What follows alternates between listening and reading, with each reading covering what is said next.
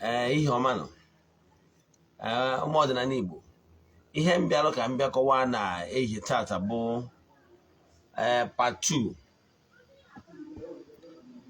of ihe anyị kụzigoro gboo anyị kụziri ụbọchị afọ ya bụ ihe nkụziri bụ why you are spending so much money na ọdịnala journey is because you have not done what is expected of you. Let me correct some impressions. Some people only make mistake. The person will turn around to blame the whole entire system of Odinana. Now before Ghana, look, I go on and Makande Botabi is an freedom. Ogbuefi EZE-ANA Ugochi tubelu oraifite. Abumoni sin chwaja no Ugochi tubelu na temple. Anyị na-agba afa mmiri emi lụkwazị ọrụ mmụọ dị iche iche. Abụkwazị m onye isi nchụaja na ọdịnala restoration prayer. Bụrụkwazị onye mgbasa ozi ọdịnala Igbo. My mission is to help people live better life. N'oge awa nke eziokwu nke ụbọchị taa, all part 2 of part 1 anyị megoro ụbọchị afọ. Isiokwu anyị bụ why you are spending so much money in your ọdịnala journey is because you have not done what is expected of you. Na ọdịnala journey gị mere ihe anyị kwesịrị ime ife dị mkpa ịhapụrụ isi gbụbara ike ajụ ịghọtara ya ọnya bụ nsogbu gị mana mma akọwala gị ihe bụ ọdịnala abụrụ onye jebe na be dibịa ma ọ gwọwa ọgwụ ọ sị na ya bụ oge ọdịnala mana bifo nga n'iru ọkwa dị mkpa echefuna na aja anyị na-achụ kwa ọnwa nke ọnwa Ọktoba ga-ebido na Ọktoba 6 last year for 14 days na Ọktoba 19 ka anyị ga-achite eweta n'isi njedebe chụọ aja suenu were ebunu chụọ aja wee mesara aka aja anyị na-eji achụ na tempụl n'ụtụtụ ọbụla n'isi ndị niile bụ ndị sonyere anyị na anya bụ aja nke ọnwa Ọktoba. So ọ bụrụ na ị chọrọ isonye na anya bụ aja ihe ị ga-eme bụ ndị na-esonye bugo amadugo ka esi eme mana maka gị gbaba onye ọfụ send the message na WhatsApp 08057837672. Then forward on me a 3 prayer requests na your WhatsApp number 08057837672. Imesia ya anyị agwazi gị we participate na ị ga-donate token to the account number. Chat na WhatsApp provide the account number that details ndị ọzọ anyị needed. Then anyị nwetazi ihe ndị a adị afa gị na ndị a ga-elota throughout that 14 days. Believe me, ọtụtụ ndị mmadụ si na aja wee nwee mbunye n'ụbọchị taa. Na aja m na-achụkwara onwe m. Then na-achụkwa n'isi ndị niile na-esonyere anyị and the friends of the temple. Nke ọzọzi bụ ihe kwesịrị ịma bụ na Ugochi tubelu na temple ọ bụrụkwa nna for any reason na inwewuru ike ije mee ụfọdụ ihe na be nna gị ma ọ bụ ebe emere respect ka ime anyị nwekwa ike nyere gị aka mana ka anyị gaba n'iru n'isiokwu anyị ji wee bịa. Isiokwu anyị ji wee bịa bụ ekwugo m ya mana ka nkọwara gị ihe bụ ọdịnala. Ọdịnala bụ is spirituality, is usoro obibi ndụ atụrụ anya na ị ga na-ebi ka na wee na-agọzi gị na ana na-agọzi mmadụ. Ọ ihe dị n'ana ka Chukwu Okike ji agọzi mmadụ. Ọnya kpatara o ji wee kwuo na because eweziga ana ama enwe mba ọbụla enwe land demarcation of every town. Ọnya ka eji wee sị na ezi omume na-egbu ebuni mba mana ajọ omume na-akwada mba. So when you are at peace with the land, i wee benefit ye n'ihe ọma niile nke Chukwu Okike nyere mmadụ si n'ana. Ije gụọ akwụkwọ Jenesis ga-aghọta ihe gbasara ya. Chukwu Okike ka o kechara mmadụ ọ gwara mmadụ na mmadụ ga-eri ihe niile nke a na-amịpụtara. Ihe niile eji enyere ndụ aka bụ n'ana ka o si abịa. Nri mmadụ na-eri bụ n'ana. gold bụ n'ala. Name the mineral resources niile dị n'ala. Ọkụrụ oyi o si n'ala. Ihe niile eji ma ihe eji akwa uwe ma ihe niile dị iche iche ma anụmanụ dị n'ụwa mmadụ niile na-eri wee na-adị ndụ n'ala ka ha na-akpa. Mmiri bụ n'ala ka ọ dị. Whether ma ịkpọrọ ya borehole ma stream ka ọ bụla na-ehu n'ala. Mmụọ ị na-ekwu okwu ya bụ n'ala. Ọnya mere ana ji wee bụrụ isi mmụọ. Ghọtara ya? And ọnya ka eji ihe niile mmadụ ga-eji wee dị ndụ bụ n'ala ka o si abịa. So ihe anyị na-ekwu maka ya bụ ihe ị ga-eme ka ị wee nọ at peace with ihe dị n'ala. Ọnya ka eji akpọ ya ọdịnala. Ọ bụrụ na echu ọka ihe bara ọfụma, ọ na ihe dị n'ala ka ị ga-esi na-enweta ihe anya eruo gị ana. Ịra afọ mma ụfọdụ a na-achọ nwaanyị asị gị chọwa nwaanyị anya lụrụ ala. Anyị adịghị ekwu maka ndị na-eme omenala, anyị na-ekwu maka ndị na-eme omenala. Gịnị iwu omenala? Ọ bụrụ na ị na-eme you are not in good term with the land, ị bụrụ onye omenala. So omenala abụrụ iji mmadụ ka esi nye na be dibịa je gwọọ ọgwụ. Esi na iwe onye omenala, ọ bụrụ eziokwu. Ihe onye omenala gị ga-abụ ị ga na-eme na-asọ nsọ ana. Ọ nsọ ana anyị na-asọ bụ na ọnya bụ na ibu onye omenala, onye na-asọ nsọ ana. Adị nsọ ana ahụ determines that na ịma akpacha anya si ka imejọ mmadụ. Ọdịnala nwere nsọ. Ọ bụrụ onye waa n'ọjọ ụtụtụ ma onye adịghị eje ụkọchị na ọwa onye omenala. Ọ bụrụ na ị na-asị n'iwe onye omenala mana ị dị asọ nsọ ana, ịma ihe niile bụ nsọ ana. Ịfụ nwunye mmadụ zere nwunye mmadụ. Ije n'ori inwere ihe abụrụ nke gị, were sọ nke bụ nke gị. Enwere ihe bụ nsọ ana na bụ ụnụ, ịma ihe ọ bụ, debe ihe ndị anwa. Ọtụtụ ndị mmadụ ga-asị na ha bụ ndị omenala. O nwere ike ihe nwere ka ihe si wee tụgharịa ya na-esiri ya ike. Ihe ọ ga-emedewe bụ ọ chọba dibịa ga-eje gwọọrọ ya ọgwụ. O nwere ike ọ kpọọ ya oke ite, o nwere ike ọ kpọọ ya udu akọ mmiri, o nwere ike kpọọ ya afa dị iche iche. Ụfọdụ niile afa niile ọ na-akpọ ka o wee disivuo gị. Mụnwa na onwe m nwa Ogbuefi EZE-ANA Ugochi tubelu adị m agwụra m oke ite. Mụnwa asị dibịa gwọrọ m ya. Adị m arụkwuru mmadụ oke ite maka na ihe ndị awa ọgwụ ka m kọwara nwantịrị dọnno. Ọtụtụ ndị mmadụ nwere ike ọ chọrọ iru oke ite, o chighata ya n'ọdịnala, ọ sị gị dibịa na ya chọrọ ka ị gwọọrọ ya ọgwụ.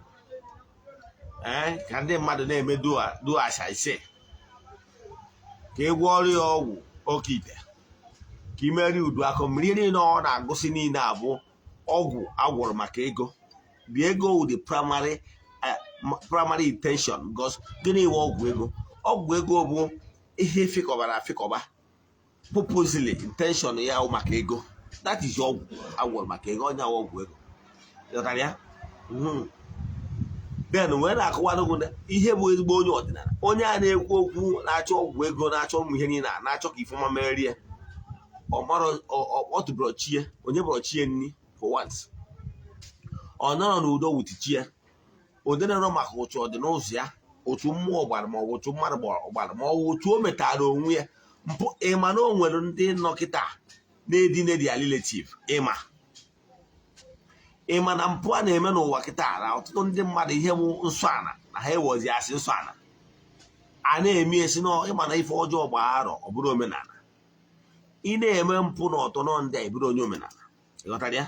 So ọ bụrụ na ị chọrọ igbu ezigbo onye omenala, na ị chọrọ ịdị ndụ ka nka na ihe ị ga-eme one, ịgbagoro afọ ịmara na ụchụ ọ dị n'ụzọ gị, medu ihe dị n'ụchụ, saa ụchụ dị n'ụzọ gị. Ọ bụrụ so na ịsara ụchụ na ịsacha ụchụ, avoid ya ihe na-ebute ụchụ. Because ọ bụrụ ịkụ ihe enwe mmiri ewu ya na nata ya iko. Ọ bụrụ na asara ụchụ na asacha ahụ ụchụ, ihe ndị a na-ebute ụchụ iwezigo onwe gị na ya. Ịghọtara ya? Nke a bụ ofu. Nke ịbụwa, kedu relationship with gị na chi gị. Ị na-echukwakwa chi gị. Ndị ichie ebe nne gị na ndị ichie ebe nna gị na-echukwa ha. Ndị otu gị, ndị ọgbanje gị, ndị iyi ụwa gị, ị na-emekọta ha ọfụma. Ihe ndị a bụ ihe ị nidere to align yourself with the entities of power that follows you. Ngwurube nna gị bụrụ ngwuru ebe emebiri ọfọ, kaba arụ kwuo na ihe mere ọ dị njọ. Ọ bụrụ na ọ dịghị n'aka ịwachi ọfọ, wachi ọfọ. Ngwurube nna gị bụrụ ebe emebiri obi, condemn kwuo na ihe mere adịrọ mma. Ọ dịghị n'aka imezi obi, mezie obi. Ịmara ihe ọdịnala ahụ emezi na ngwurube nna gị, sọpọtụ ka emenwee ya ka ha niile dịkwa mma ọfụ. maka na ihe ndị ya emebiri bụ covenant ndị nna nna gị ha nwere wutu ụmụ mmụọ na ihe niile emere wee gaa ọfọ maka ọdịmma ngwurube nna gị. Example, o nwere ọfọ ndị nna nna gị ha yuzuru, ọfọ abụ ọfọ nwa tokwa otokwuru. Ịmaligịrị bụ ndụrụgandụ na-ezi ndụ ebighị ebi bụ nwa amụta nwa, nwa amụta ibie, nwa amụta ibie, nwa amụta ibie, onye abụ na ndụ na-aga, onye abụ ndụrụgandụ. Ọ bụ na ị mara ọfọ ahụ ndị nna nna gị ha ji wee kwubi okwu n'isi agbụrụ ya wee sị na ụmụ ya na ife ọma ya emere ha, na ife ọma na-eme na be ndị ọzọ ga-eme na ngwuru ya. Ọfọ ahụ ndị nna nna gị ji wee kwubi okwu wee kpee ekpere wee tie ọfọ n'ala. Ọfọ ahụ maka ihe unu buru jee tụfuo. Mgbe ahụ unu tụfuru ya, ihe ọ pụtara bụ na unu tụfuru ekpere na ihe ọma niile, ebumnobi ọma niile ndị nna nna gị ha nwere n'isi ezinụlọ gị jee mafue n'ime ọhịa. Ịghọtara ihe mere? Yes, mgbe ị mafuru ya, ịmafuru onwe unu. Maka na nwatakịrị na-amụ nna ya amụ na ji ọ kọrọ n'ọba lelele bụ agụụ na-agụ ya, agụụ ya n'aha ọzọ ka ọ na-amụ amụ. So mgbe unu ji emebicha ihe ọgbụgba ndụ dị na ngwurube nna gị, ihe ọ pụtasị na ụnụ tọwara na nkịtị na awe nwerozie nete na ọbụla. Ọ ihe ndị a ka ị na-ediri ide edozi one after the other. Imesịa ya, mmụọ dị be nna gị eji wee chekwa ngwu align all yourself with them, gboro ha anọ gị na ha anọ in one accord. Mmụọ ikwu nne gị kere mblas ije na mmụọ ikwu nne gị je gboro ya anọ, recognize ya mmụọ ikwu nne gị ma mmụọ be nna gị. Imego ihe ndị a. Ihe ndị a bụ ihe ị nwere ike ime. Ọ bụkwa nne ịbụ onye nọ na Naịjirịa, ị nwere excuse. Ihe ndị a niile abụrụ ihe ị ga-eme n'ike, inwe ike na-eme gradually. Ihe mmụọ chọrọ uwe obi tiwara obi gwepịara egwepịa ka mmụọ fụtụrụ ule na ịchọrọ ime ihe ndị a. Nke bụ eziokwu na ichi n'obi gị na ịchọrọ ime ya, mmụọ ga na-eme ga na-abịa gradually. Ghọtara ya? Tiri mmụọ adị convince n'ichegha n'obi gị niile na eziokwu na ezi asụsụ, n'ichegharịgo ma chigharịkwa. Ọ bụkwa nni n'obodo oyibo aba na nkịtị, ị nwere ike use third party, ị nwere ike use ya dibia, ya spiritualist, ma ọkwa na ị nọ na Nigeria mana ngwurube nna gị bụ where they will not permit you to do all those traditional stuff. If not, they will accuse you of na-agwọ ọgwụ. So ọ bụrụ na ị nọ n'ụdị ngwuru dị etu a, to avoid the problem, nwere ike onwe dibia of your choice ikpere ekpere obi gị nabata na dibia ga-alụrụ gị ọrụ. Jee na nke ya bụ dibia ka dibia a nyere gị aka chukwachala gị ụmụ mmụọ dị iche iche on your behalf.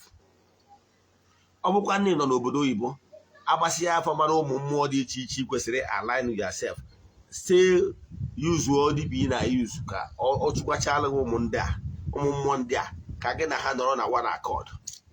Pending mgbe ị ga-abata Naijiria n'ụkwụ gị na-abụ like na Ugochi tụbọrọ na temple. O nwere ọtụtụ ndị mmadụ ndị anyị na-arụrụ ọrụ nọmba dị iche iche. Ụfọdụ nọ na Naijiria mana for the fact na ha mana ọrụ anyị na-alụ na distance abụrụ ebara ya, ha nwere ike si eze na ya si mere ihe gaba n'iru. I would present them, alụọ ya ọma gaa. Etu a ka ọ dịkwa ndị n'obodo oyibo. So ihe na-achọ ịkọwara gị, when things are not moving right, agba na nkịtị. You can use a pros, you can use your dibia on the third party, use your dibia or your spiritualist na attend to ụmụ ihe ndị a. Maka na ị na-eme o gosiri mmụọ na ị nọrọ nso mana na obi gị dị n'ihe a na-eme. Maka mpịawa azụ, imesi ihe ndị a ka ị ga na-eme, ị na-eme gradually, ihe ga-ebido dịbara gị mma gradually. Ọ bụrụkwa magic, ọdịnala abụrụ magic. Mana ihe na-eme ndị mmadụ bụ na-anụ n'ọdịnala na-ewu ihe ọ ga-emewu ọgba ofu dibia na ya chọrọ ka do as I pay, pay as I talk, si mere ya oke ite.